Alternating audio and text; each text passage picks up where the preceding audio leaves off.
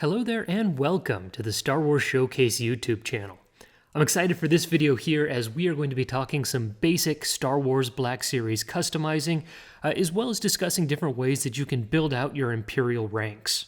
Up on the table today we've got our Imperial Officers as seen on Ferrix in the recent Disney Plus Andor series, and these guys are a great way to kind of build out some of those background shots next to your stormtroopers. So let's get into it. Andor was a fantastic showcase for our Imperial forces as we got to see normal army troopers, pompous Imperial officers, the inner workings of the ISB, intelligence officers out in the field, as well as our Imperial army officers who made their biggest appearance in the finale episode.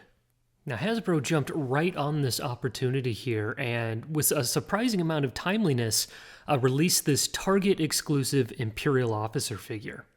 Now, I've covered these figures in some additional reviews before, but the basic gist of these is they are kind of retooled and repainted solo mud troopers, now matching that kind of more totalitarian black appearance that we see them in Andor.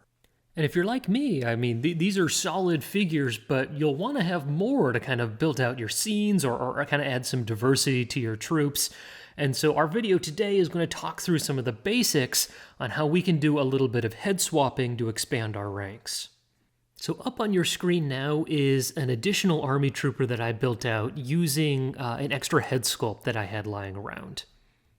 And putting these guys together is really as simple as finding another action figure with a similarly sized head who also is able to fit the ball joint on the existing Imperial officer figure. So as you can see here, I'm removing the helmet and I'm popping that head sculpt off, and all I had to do here was take a Power Rangers figure that I found on eBay for like $6 or $7. I popped the head off that, and then I popped the head right on here.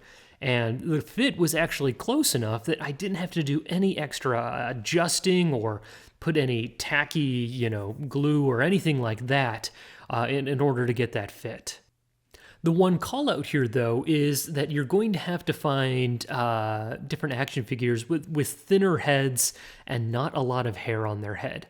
As you can see, the helmet is a little bit of a tight fit, and if there's extra detail or if there's, stylized hair, you're going to have a hard time fitting that on.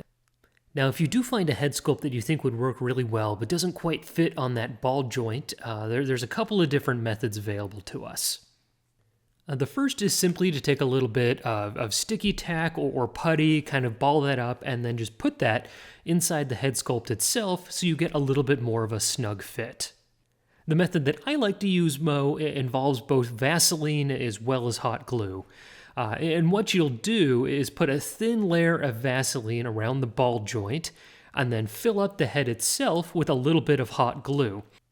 Now, the Vaseline won't actually stick together with the glue, so as that glue starts to dry, it'll actually form kind of a mold around the head joint, with the Vaseline allowing you to still maintain articulation. So it's a little bit of a more complicated process, and I might actually look to do a video on that alone here over the next several weeks, but it's kind of my method for making sure that things fit well, that you still get that head articulation.